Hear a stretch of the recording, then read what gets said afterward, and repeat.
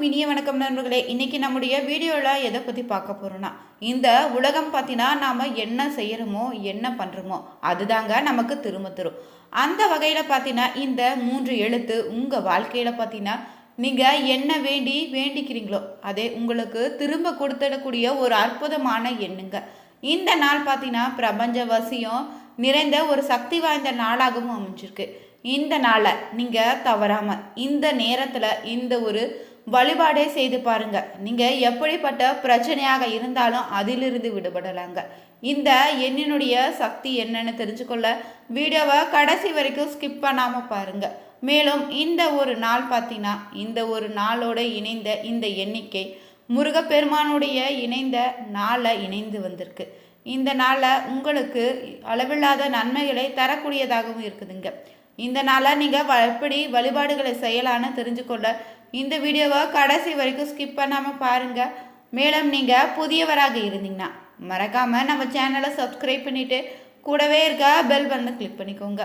நீங்கள் தனிப்பட்ட முறையிலும் ஜாதகம் பார்ப்பதாக இருந்தீங்கன்னா ஜாதகத்தில் தெளிவான பதிவையும் பரிகாரத்தையும் நீங்கள் பெற்றுக்கொள்ள வீடியோவில் டிஸ்கிரிப்ஷனில் கொடுத்துருக்க நம்பருக்கு நீங்கள் மறக்காமல் கால் பண்ணி தெரிஞ்சுக்கோங்க. வாங்க நண்பர்களே, வீடியோக்குள்ளே போகலாம். பொதுவாகவே பார்த்தீங்கன்னா நாம் பேசக்கூடிய எந்த ஒரு வார்த்தைக்கும் சக்தி அதிகம்னு சொல்லுவாங்க. நாம் செய்யக்கூடிய செயலுக்கு ஏற்ற மாதிரி தான் இந்த பிரபஞ்சம் பார்த்தீங்கன்னா நம்ம பார்த்துக்கிட்டே இருக்குமா. அதன் விளைவாக தான் நமக்கு ஏற்படக்கூடிய நன்மைகள் தீமைகள்னு நடக்குதாகவும் சொல்லுவாங்க. மேலும் பார்த்தீங்கன்னா இந்த பிரபஞ்ச பேராற்றல் பார்த்தீங்கன்னா ரொம்பவே சக்தி நிறைந்ததாக இருக்குதுங்க. தெய்வீக சக்திக்கு இணையாக தான் இந்த பிரபஞ்ச ஆற்றலை சொல்லியிருக்கோம். அதனால் பிரம்ம முகூர்த்த நேரத்தில் நிறைய பேர் வழிபாடு செய்வீங்க. ஏன்னா பிரபஞ்ச நேரத்தில் வழிபாடு செய்வது உங்களுக்கு அளவில்லாத பலன்களை தரக்கூடியதாக இருக்குதுங்க. இந்த நேரத்தில் நீங்கள் எந்த ஒரு விரதமாக இருந்தாலும் உங்களுக்கு அளவில்லாத பலன்கள் கிடைத்துடுங்க. இந்த நேரத்தில் நீங்கள் வழிபாடு செய்வதால் உங்களுக்கான பலன் பார்த்தீங்கன்னா விரைவிலே கிடைத்திருந்துங்க. அதன்படி பார்த்தீங்கன்னா இந்த நாள் ரொம்பவே பிரபஞ்ச பேராற்றல் அதிக சக்தி வாய்ந்த நாளாக அமைந்திருக்கு. இந்த நாள் பார்த்தீங்கன்னா 9ஆம் தேதியில் வருவதால் இதனுடைய அமைப்பும் பார்த்தீங்கன்னா 999 என்ற எண்ணிக்கையில் அமைந்திருக்குதுங்க. 9ஆம் மாதம் 9ஆம் தேதி 2025 வருடத்தில் கூட்டுத்தொகையாக பார்த்தீங்கன்னா 9ன்னு 9 3 9களும் ஒன்றாக சேர்ந்து வரும்போது பிரபஞ்சத்துடைய பேராற்றல் பார்த்தீங்கன்னா இப்போது அதிகமாகவே இருக்குங்க. இந்த நேரத்தில் நீங்கள் தவறாமல் இந்த ஒரு வழிபாடு முறையினை செய்து பாருங்கள். இதனால் உங்களுக்கான பலன் பார்த்தீங்கன்னா நிச்சயம் உடனடியாக கிடைத்திடுங்க. இந்த நாளை நீங்கள் காலை 5 மணியிலிருந்து இரவு 12 மணிக்குள்ளே எப்போது வேண்டுமானோ இந்த ஒரு வழிபாடை செய்யலாங்க. அதிக சக்தி வாய்ந்த இந்த நேரம் பார்த்தீங்கன்னா காலை 9 மணியிலிருந்து 9:50 மணி வரைக்கும், அதே போல் இரவு பார்த்தீங்கன்னா 9 மணியிலிருந்து 9:59 மணி வரைக்கும் இருக்கக்கூடிய ஒரு அற்புதமான நேரமாக அமைஞ்சிருக்கு. இந்த நாளில் நீங்கள் கூடுதல் சிறப்பு என்னன்னு பார்த்தீங்கன்னா இது செவ்வாய்க்கிழமையோடு இணைந்து வந்திருக்குதுங்க. இந்த நாளில் நிறைய பேர் முருகப்பெருமானுக்காக வழிபாடுகளை மேற்கொள்வீங்க. செவ்வாய்க்கிழமை பொதுவாக பார்த்தீங்கன்னா செவ்வாய் பகவானுக்குரிய நாளாகவும் அமைஞ்சிருக்குதுங்க. இந்த செவ்வாய் பகவானுக்குரிய எண்ணாக 9 அமைந்திருப்பதால் செவ்வாய் பகவானுக்குரிய கிழமையில் 999 என்ற 39 எண்ணிக்கையில் வந்திருக்குதுங்க. இந்த நாளில் நீங்கள் முருகப்பெருமானை வழிபாடு செய்துட்டு பின்வரக்கூடிய இந்த ஒரு மந்திரத்தை 9 முறை சொல்லி பாருங்க. மேலும் இந்த ஒரு மந்திரத்தை 9 முறை எழுதணுங்க. நீங்கள் ஒரு வெள்ளை நிற பேப்பரை முதல்ல நீங்கள் எடுத்துக்கோங்க. அதில் நீங்கள் செவ்வாய் பகவானுக்குரிய நிறமாக சொல்லக்கூடிய சிவப்பு நிற பேனாவை பயன்படுத்திக்கணும் இந்த ஒரு மந்திரத்தை எழுதுறதுக்கு. இந்த மந்திரத்தை நீங்கள் எழுதுவதற்கு முன்னாடி என்ன செய்யணும்னா உங்களுடைய வேண்டுதல் நிறைவேற வேண்டும்னு நீங்கள் நினைக்கிறீங்களோ அந்த வேண்டுதலை முதல்ல உங்கள் மனதில் நினச்சி விரைவில் நிறைவேற வேண்டுன்னு வேண்டிக் கொண்டேதாங்க இந்த மந்திரத்தை நீங்கள் 9 முறை எழுதணும். 9 முறை எழுதி முடித்த பிறகு என்ன பண்ணணும்னா அந்த பேப்பரை மடித்து உங்கள் வீட்டு பூஜை அறையில் இல்லைன்னா பணம் வைக்கக்கூடிய இடத்துல வச்சுடுங்க.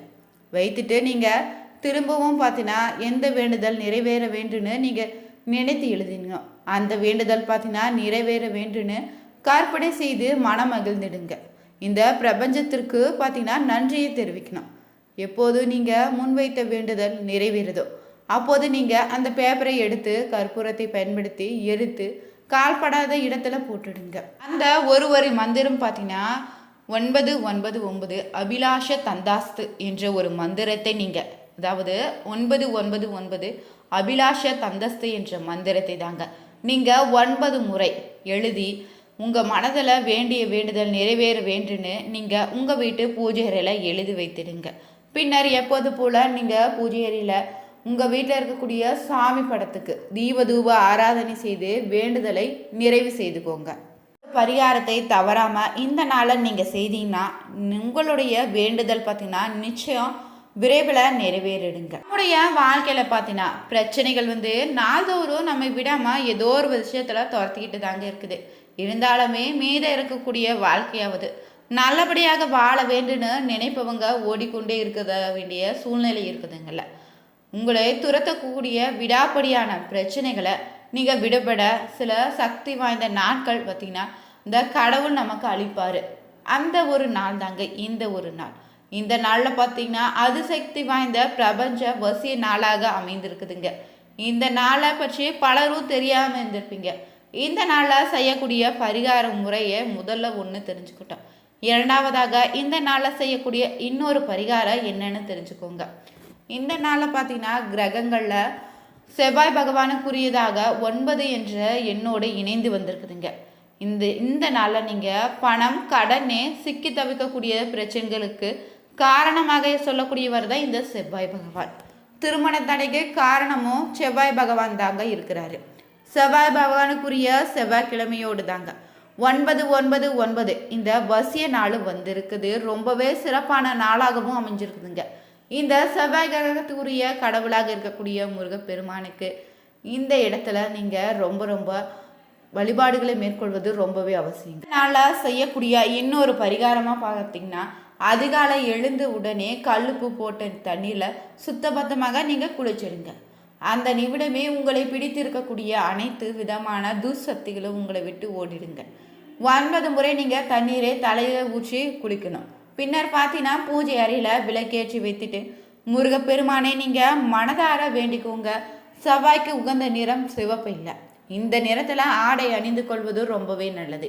பார்த்தீங்கன்னா சிவப்பு நிறம் வேணாவோ இல்லைன்னா ஸ்கெட்ச் ஏதாவது இருந்தால் ஒன்றே நீங்கள் எடுத்து வச்சுக்கணும்.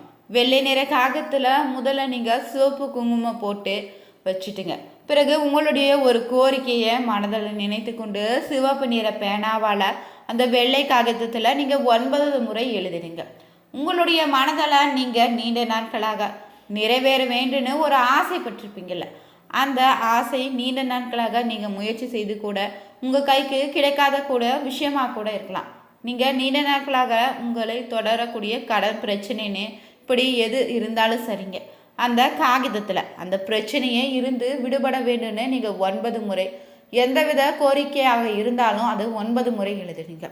உதாரணத்துக்கு பார்த்தீங்கன்னா நீங்கள் ஒரு நல்ல வேலை கிடைக்க வேண்டும்னா 5 லட்சம் கடன் சுமையிலிருந்து சீக்கிரம் விடுபட வேண்டுன்னு, திருமணம் விரைவில் நடக்க வேண்டும், குழந்தை பேரு கிடைக்க வேண்டுன்னு, ஆரோக்கியம் பெற வேண்டுன்னு என்ன கோரிக்கை உங்களுக்கு இருக்குதோ இந்த நேரத்தில் நீங்கள் தவறாமல் சிவனுடைய ஆலயத்திற்கு சென்று உங்களுடைய வேண்டுதல் நிறைவேற வேண்டுன்னு அந்த முருகப்பெருமானிடம் தீபம் ஏற்றி வழிபாடு செய்திடுங்க.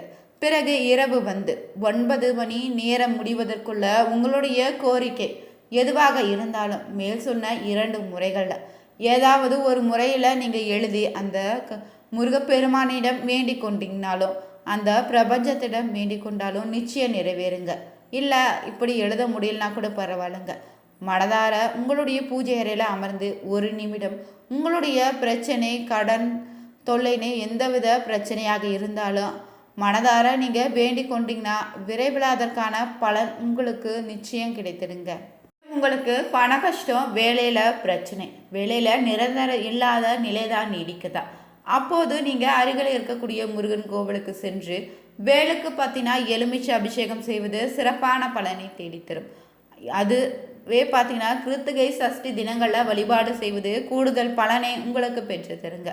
நீங்கள் வீட்டில் கூட சிறிய அளவில் வேல் வாங்கி வைத்து அதற்கு சிறிதளவு தண்ணீரில் பால் விட்டு அபிஷேகம் செய்துட்டு 2 எலுமிச்சை பழங்களை பிழிந்து கூட வேலுக்கு நீங்கள் அபிஷேகம் செய்து வழிபடலாங்க.